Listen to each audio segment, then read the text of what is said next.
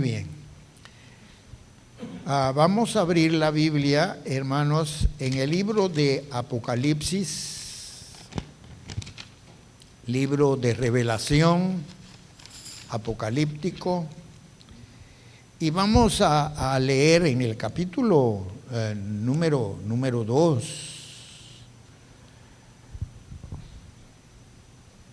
Vamos a ver la epístola a la iglesia de Éfeso.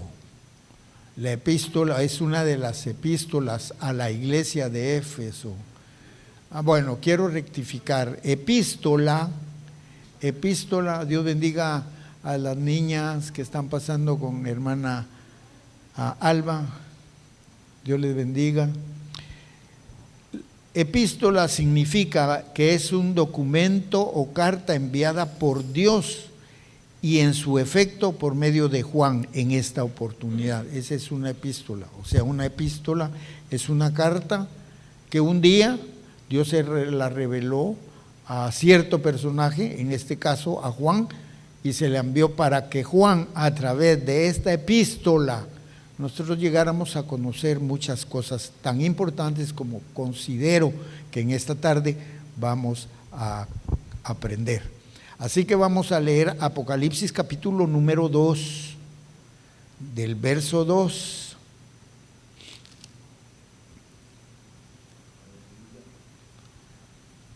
Del verso 1, capítulo 2, verso 1 al verso 7.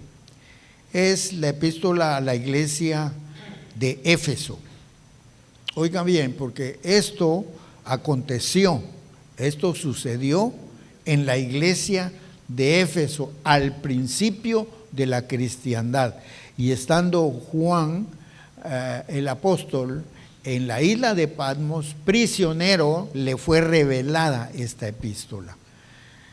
Dice la palabra del Señor de esta manera: escribe el ángel de la iglesia en Éfeso, el que tiene las 7 estrellas en su diestra, el que anda en medio de los 7 candeleros de oro, dice esto: yo conozco tus obras y tu arduo trabajo y paciencia, y que no puedes soportar a los malos, y has probado a los que se dicen ser apóstoles y no lo son, y los has hallado mentirosos, y has sufrido y has tenido paciencia y has trabajado arduamente por amor de mi nombre, dice el Señor, y no has desmayado.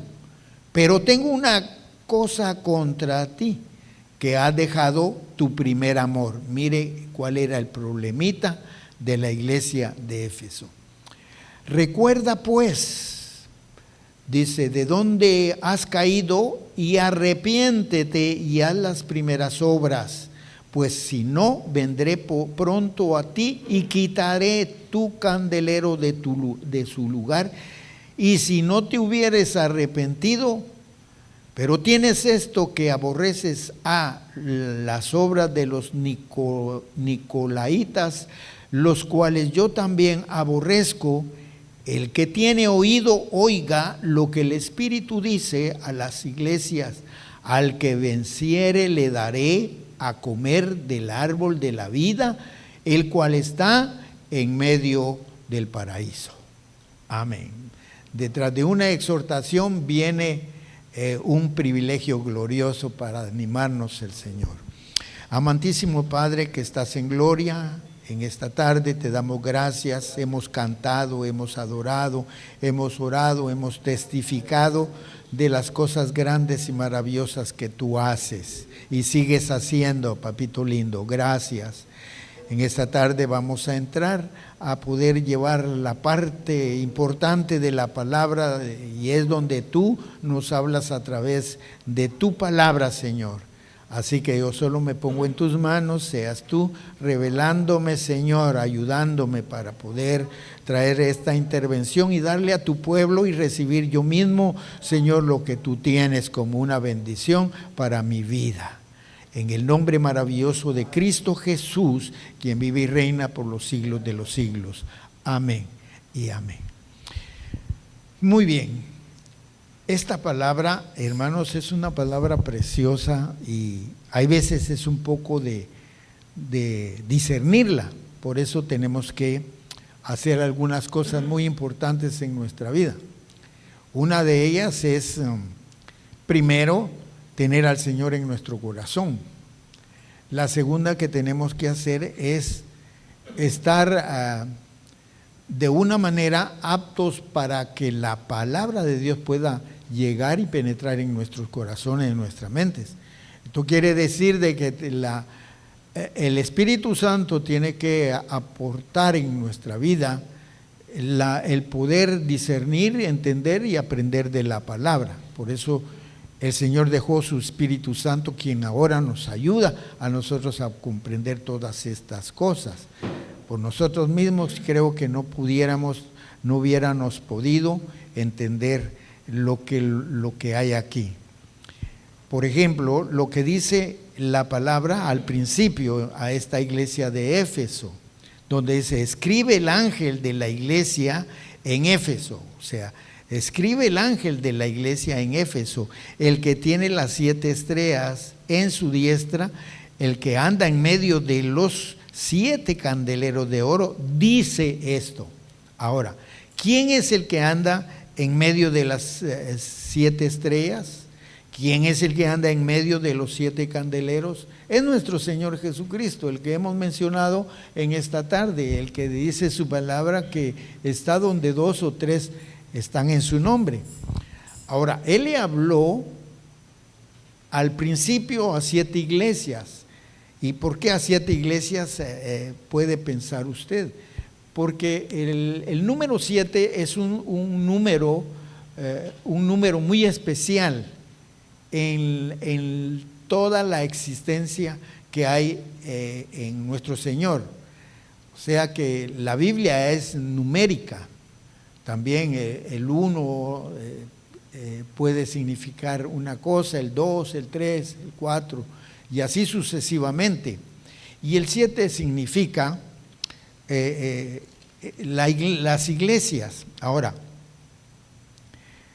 yo tengo aquí algo especial. Una de las mayores preocupaciones, óigase bien, una de las mayores preocupaciones que Cristo expresó en su mensaje final a las 7 iglesias, las cuales estamos hablando y las cuales se encuentran hoy día en Turquía, que ellas no callarán en la tolerancia de los falsos maestros, profetas y apóstoles que estaban tergiversando su palabra y debilitando su poder y autoridad. Cristo instituye a la iglesia a que prueben a todos aquellos que dicen tener autoridad espiritual. Nótese la condenación de Cristo a las iglesias, o en este caso la de Pérgamo también, la de Tiatira, y etcétera, etcétera. Entonces, este mensaje también es para nosotros, porque si nosotros comenzamos a meditar en el mensaje, nos vamos a dar cuenta que hay veces sucediendo cosas tales como las que le fueron diagnosticadas a la iglesia de Éfeso. Yo quiero llevarlos al libro de la epístola del apóstol San Pablo. Es otra carta que el apóstol Pablo, Dios se la reveló para los Efesios. La epístola de los Efesios. Estamos viendo ahora la iglesia de Éfeso. Pero mire usted, me llama mucho la atención lo que dice la palabra. Vamos a leer los primeros versos. Dice así la palabra: Pablo, apóstol de Jesucristo, por la voluntad de Dios, a los santos y fieles en Cristo Jesús que están en Éfeso, gracia y paz a vosotros de Dios nuestro Padre y Señor Jesucristo. Esto me da la idea, hermanos, que cuando el apóstol Juan recibió la revelación de la iglesia, cómo estaba la iglesia de Éfeso. Ya la iglesia de Éfeso estaba empapada, o sea, ya estaba llena de la doctrina del Evangelio de nuestro Señor Jesucristo, así como estamos nosotros ahora.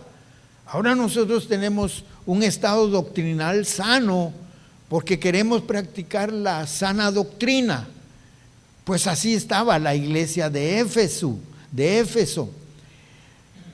Y Pablo está realizando aquí, está diciendo en esta palabra, dice: bendito sea el Dios y Padre de nuestro Señor Jesucristo, que nos bendijo con toda bendición espiritual en los lugares celestiales en Cristo. Esto también tiene un significado muy grande. Bendito sea el Dios y Padre de nuestro Señor Jesucristo. La mención de Pablo con sus propios labios es bendiciendo a Dios eterno, al cual nosotros lo conocemos como Jehová de los ejércitos, el Padre celestial, y a nuestro Señor Jesucristo como el Hijo amado, quien nos bendijo, o sea, a través de nuestro Señor Jesucristo, que nos bendijo con toda bendición espiritual en lugares celestiales en Cristo Jesús. Ahora, cuando dice que nos bendijo con toda bendición en lugares celestiales, qué maravilloso, porque se está anticipando. Mire, está hablando de una cosa presente, de un acontecimiento en ese momento que fue presente como lo que estaba sucediendo en la iglesia de Éfeso, y también en el tiempo futuro para nosotros, como estamos viviendo también hoy día. Dios sigue siendo el mismo hoy y por siempre, pero Él nos ha bendecido, hermanos, con bendiciones celestiales. Ahora, ¿cuáles son las bendiciones celestiales? ¿Cuáles son esas bendiciones que nos pueden animar, hermano? Y lo hemos predicado, lo hemos enseñado, lo hemos escuchado por muchas veces, hermanos amados, que este lugar no es nuestra residencia. O sea que la tierra es solamente un lugar de paso, un lugar donde nuestra estancia va a ser temporal. Somos peregrinos. Nuestra ciudadanía verdadera, hermanos, está en el reino de los cielos, y es allá para donde nosotros vamos, donde están las bendiciones celestiales. Bendito y alabado sea nuestro Señor Jesucristo por esas promesas que nos da a nosotros también. Porque cuando nosotros pensamos, nos animamos, porque, hermanos, como humano, nosotros aquí en la tierra hay veces pasamos momentos de tristeza, de dolor, de instancias de enfermedad, bueno, de tantas cosas. Pero cuando viene a nuestra mente que esto es solamente terrenal, solamente que lo vamos a vivir un tiempo nomás, y pensamos en las bendiciones celestiales, qué maravilloso, porque sobrepasa todo lo que puede venir a nuestra vida estando en este mundo. Por eso yo pienso cómo la iglesia primitiva aguantó el sufrimiento de la persecución. ¿Por qué sufrió? Porque la iglesia era perseguida, la iglesia era atormentada, la iglesia habían veces que era asesinada, porque mataron muchos. Al principio murieron muchos cristianos dieron su vida, pero nunca desfalleció la fe en ellos. Y sabe, hoy me pongo a pensar, estos hombres y estas mujeres de la antigua cristiandad eran tan fuertes y tenían tanta fe que ellos solo pensaban en las bendiciones celestiales que hay veces. Gracias a Dios por ustedes, por todos nosotros, porque nosotros sí sentimos, sabemos que nada nos puede detener en nuestra vida. cristiana, nada nos puede detener porque esto es solo de paso, y por eso me llena también mi corazón y mi mente la promesa de la palabra donde dice, buscad primeramente el reino de los cielos, el reino, o sea, las bendiciones celestiales, buscad primero eso. Y de ahí todas las cosas van a venir por añadidura. Quiere decir, hermanos, que todas las cosas sean buenas. Y hay veces que podemos sentir que sean malas. Todo viene a ayudarnos a complementar el propósito de Dios en la vida de todos y cada uno de nosotros. Porque lo que nosotros queremos es llegar a la presencia gloriosa de nuestro Dios. Ese es nuestro objetivo. Aquí en la tierra solo le damos la gloria, la honra, le servimos en lo que podemos, hermanos, pero el mayor gozo que debe de existir en el corazón del hombre es el momento que va a llegar a la presencia gloriosa de Dios. Eso va a ser algo lindo, algo precioso. Y hablando sobre todas estas cosas, la iglesia de Éfeso había sido predicada, le habían dado la predicación de la doctrina sana. Ellos sabían exactamente, hermanos amados, cuál era lo bueno y cuál es lo malo, así como nosotros sabemos cuál es lo bueno y cuál es lo malo. Ahora, al principio no sabíamos nada de cuál era lo bueno, solo sabíamos cuál era lo malo. Pero un día vino Cristo, el agua de vida, el pan de vida, vino a nuestra vida. Entonces nosotros llegamos a conocer realmente la plenitud de todo lo que es bueno. Amén. Y porque tenemos la plenitud de conocer todo lo que es bueno, ahora nosotros estamos en este lugar dándole gloria, honor a nuestro Señor Jesucristo, quien dio su vida en la cruz del Calvario y que nos abrió la puerta para que nosotros lleguemos un día a esas bendiciones celestiales. Fíjese lo que dice la palabra, siempre hablando el apóstol Pablo a los Efesios, en el capítulo 1 y verso 9, dándonos a nosotros, dándonos a conocer el misterio de su voluntad según su beneplácito, el cual se había propuesto en sí mismo. O sea, hermanos, dice, dándonos a conocer el misterio. ¿Sabe qué significa eso? En el Antiguo Testamento los hombres no sabían de esto, no sabían de estos misterios. Hasta este momento se abre el telón y nos viene a revelar, a darnos un misterio. Hasta ese momento los cristianos comenzamos a discernir. Por eso es muy bueno que nosotros siempre escudriñemos, discerniemos la palabra de Dios, porque en ella se enciertan misterios tan grandes y tan preciosos para la vida humana. Y Él nos dio a conocer a nosotros el misterio de su voluntad. ¿Cuál es el misterio de su voluntad? Y por eso lo decimos en palabras como las que hemos usado, hermanos amados, que la voluntad de Dios en su corazón está de que el ser humano, todo ser humano, pueda llegar al cielo, pueda tener las bendiciones celestiales en el cielo. Por eso, hermanos amados, cuando puso a Adán y a Eva en el jardín del Edén, los puso con el propósito de que ellos tuvieran una vida plena, una vida alegre, una vida de satisfacción, porque a ellos no les hacía falta absolutamente nada, ni aún la presencia de Dios les hacía falta. Siempre lo tenían todo ellos, y el propósito de Dios era eso, que ellos pudieran venir.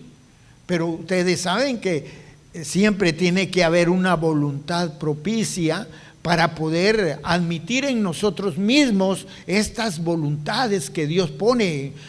Esto le llamamos nosotros libre albedrío, si nosotros queremos o nosotros no lo queremos.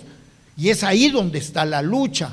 Hermanos amados, en el misterio que nosotros estamos hablando, que Dios nos dio a conocer en su voluntad, ahora conocemos, hermanos, que hay un enemigo que se llama Satanás y que tiene aliados que se llaman demonios y que andan persiguiendo a la iglesia, que andan ajustando a la iglesia, que andan queriendo estorbar a la iglesia. Pero hay poder en la sangre de Cristo, porque ese es el propósito de Dios para todos y cada uno de nosotros. Ese es el propósito de Dios, las bendiciones celestiales. Entonces el diablo viene y trata la manera como lo hizo primero con Adán y Eva, y de ahí comenzó a hacerlo con toda la humanidad. Y nuevamente Dios quiso volver a cambiar el rumbo de la existencia, levantando a un hombre como Noé, que le puso una misión tan importante para preparar un arca. Pero como había un libre albedrío, aquel hombre comenzó a hacer el arca y era para la salvación de las almas que querían. Entonces él comenzó y se tardó 120 años en construir aquella nave. 120 años que la gente vio a un hombre que tenía fe, que estaba diciéndole: Dios me mandó a hacer este barco porque Dios tiene misericordia y quiere salvar a algunos de ustedes. Pero como hay un libre albedrío, todos se burlaban de él. ¿Qué pasó? Nuestro Dios solo salvó a una familia, la familia de Noé, a 8 personas. ¿Por qué? Porque continuó su amor, su misericordia la continuó llevándola a cabo. Pero la gente se volvió a contaminar y comenzó a levantar patriarcas, comenzó a levantar hombres, mujeres, como por ejemplo los reyes, como David, como Moisés, como, bendito sea Dios. José, otro personaje muy importante. ¿Por qué? Porque Dios siempre tiene en su voluntad lo que estamos hablando, las bendiciones celestiales. Porque de tal manera amó Dios al mundo, que dio a su Hijo unigénito para que todo aquel que en Él cree no se pierda, mas tenga la vida eterna. Y fue ahí hace 2000 años donde nuevamente nuestro Dios en su amor, y vea usted el propósito de Dios. ¿Cuál es el propósito de Dios? Si Él mira que la humanidad es ingrata, pecadora y que no quiere nada, Él todavía saca de lo profundo, porque Él ama su creación, Él ama al ser humano. Si usted se da cuenta, somos el único género, hermanos, que fuimos creados de una manera muy diferente, con alma, cuerpo y espíritu. Nadie más, solo nosotros los seres humanos, para que nosotros entendamos y para que nosotros recibamos lo que es la voluntad de Dios, muriendo en la cruz del Calvario para darnos ahora a nosotros la vida eterna, la bendición celestial que tiene preparada para los que son sus hijos. Qué lindo, es un proceso, una historia tan linda, tan grande, y Dios continúa. Pero óigame, créame que ya Dios se colmó, ya el mundo ya no quiere nada. Y lamentablemente no solamente el mundo, sino que hay algunos que estuvieron en el Evangelio que olvídese. Y eso es lo más triste. Y hemos hablado sobre la parábola de las 10 vírgenes, 5 buenas y 5 malas. La mitad se queda, la mitad se va. Ojalá, hermanos amados, que seamos nosotros los que nos vayamos al cielo con el Señor. Volvamos, hermanos, al libro de Apocalipsis, donde empezamos, donde dice: escribe el ángel de la iglesia en Éfeso, el que tiene las 7 estrellas en su diestra, el que anda en medio de los 7 candeleros de oro, dice esto.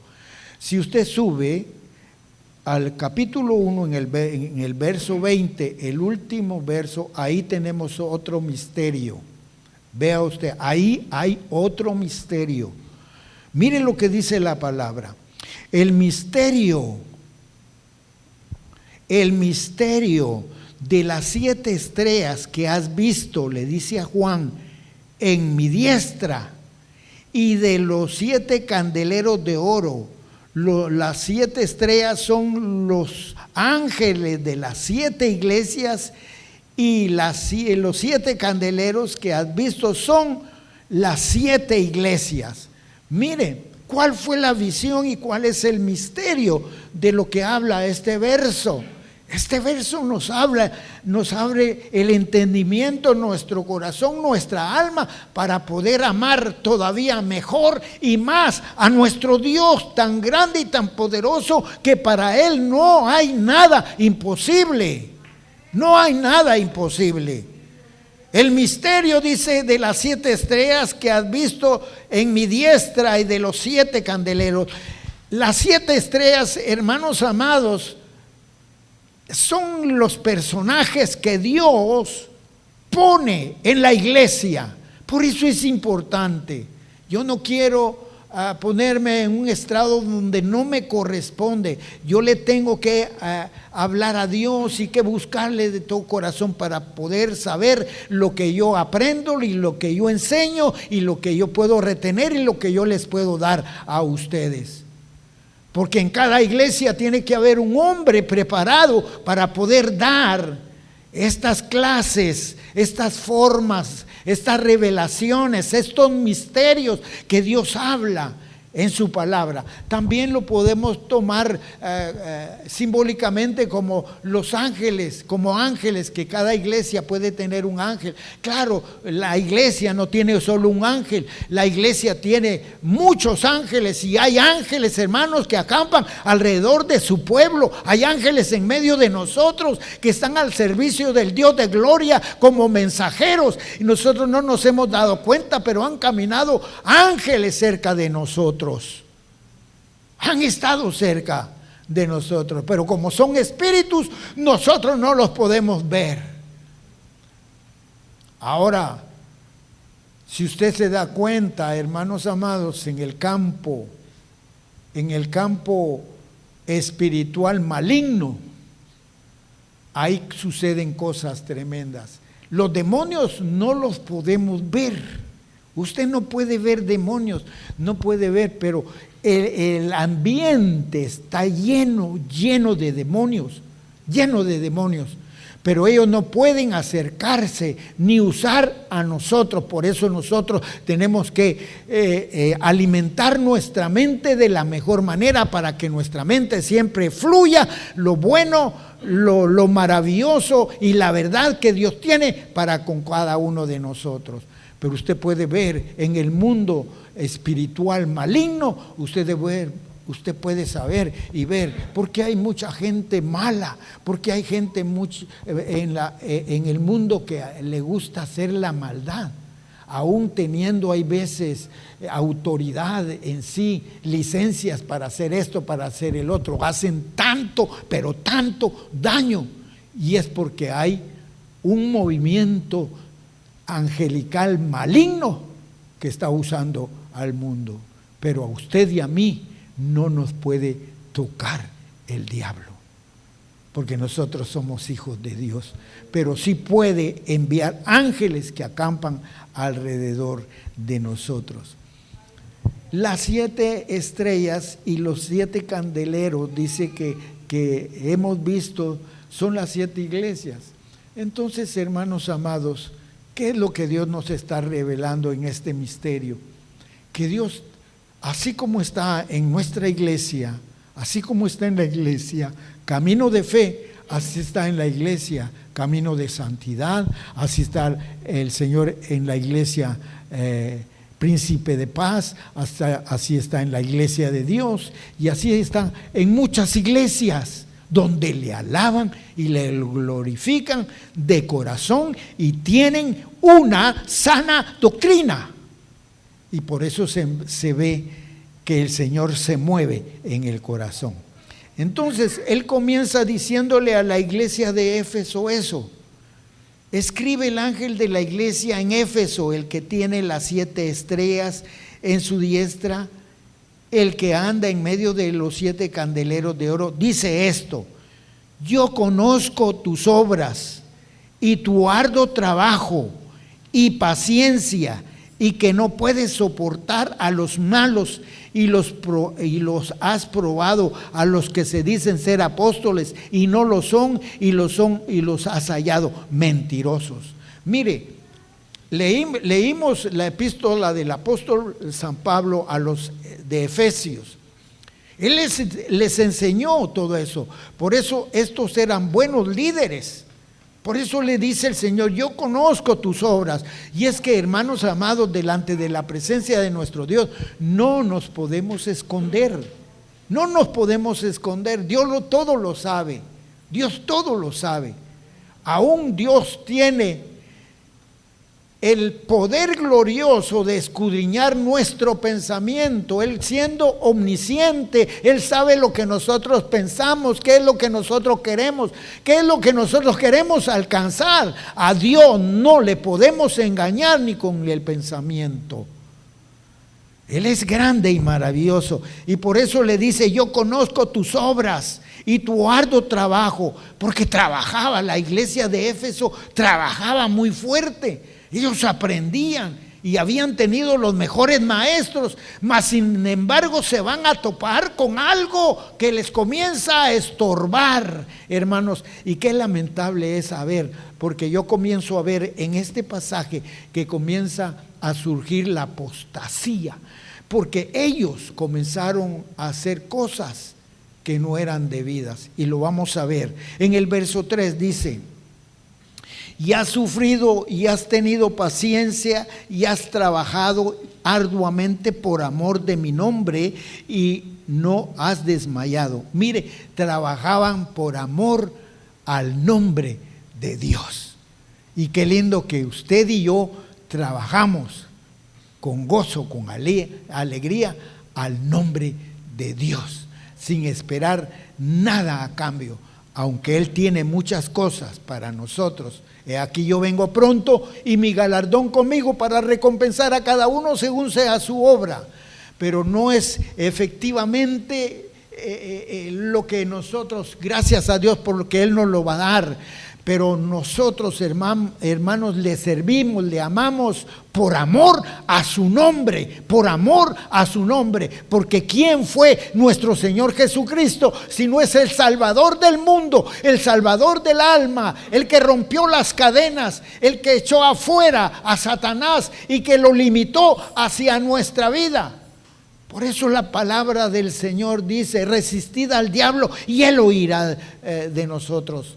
Porque Él puso alternativas en nosotros. Porque que viera, no te preocupes, puedes, ya no tengas pena, que el diablo ya no te va a hacer daño, porque ahora ya eres mi hijo, ya eres mi hija. No, sino que nosotros mismos, porque este es un libre albedrío, el diablo viene con algo que nos ofrece, pero nosotros lo echamos fuera, así como lo hizo con Jesús allá en el desierto, cuando le ofreció: convierte esta piedra en pan, o lánzate de este penáculo. Y el Señor Jesucristo salió victorioso, porque la sangre de Cristo tiene poder. Así nosotros, hermanos, tenemos que ser vencedores. Pero aquí viene el problema, mire. En el verso 4 dice: pero tengo contra ti que has dejado tu primer amor. Tengo contra ti, dice. O sea que había pasado por momentos de un deleite profundo, glorioso, hermanos amados. ¡Qué lindo! Yo pregunto en esta tarde: ¿cuántos han tenido esa experiencia de fuego en la presencia divina de nuestro Dios? Qué lindo que no queremos salir de ese ambiente, porque salimos cuando cantamos, hermano, no queremos salir de ese ambiente, y no importa cómo esté, hermano.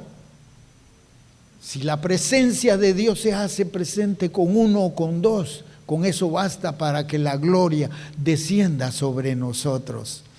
Pero tengo contra ti, dice el Señor, que has dejado tu primer amor. Era para la iglesia de Éfeso. Después que ellos tuvieron una buena doctrina, después que ellos tuvieron cultos gloriosos, después que ellos tuvieron siervos que Dios los usó grandemente dándoles la palabra, ahora resulta que perdieron el primer amor. Quiero mencionar esto. ¿Cuál es el primer amor? Lo voy a decir carnalmente. Cuando un hombre encuentra a su verdadera compañía, es algo lindo, algo precioso, ¿sí o no? Aunque dentro del matrimonio siempre van a haber problemas, siempre van a haber, pero todo sobrepasa cuando hay amor. Cuando se deja el primer amor, entonces lo que sucede es que el hombre comienza a buscar nuevos horizontes, la mujer comienza a buscar nuevos horizontes. Hay veces que es por culpa de la mujer, hay veces que es por culpa del hombre, pero dejan lo que ha sido el primer amor.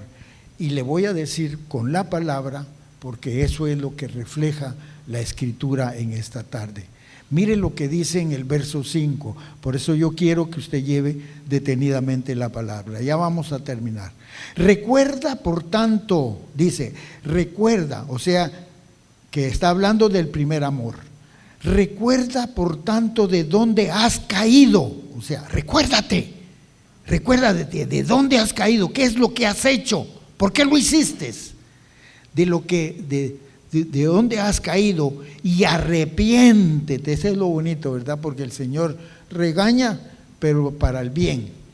Arrepiéntete y haz las primeras obras, pues si no, vendré pronto a ti y quitaré tu candelero de su lugar si no te hubieres arrepentido. O sea, tiene que existir un arrepentimiento. El verso 6 es muy tocante a lo que yo dije con relación al matrimonio. Pero tienes esto, que aborreces a las obras de los nicolaitas, los cuales yo también aborrezco. ¿Y quiénes fueron esos nicolaitas? Eso fue de un líder carnal que se llamó Nicolás. Nicolás, hermanos, metió doctrinas falsas. Yo creo que lo encontramos, déjeme ver, ahí siempre en Apocalipsis capítulo 2, verso 15. Lea el verso 15, capítulo 2, verso 15.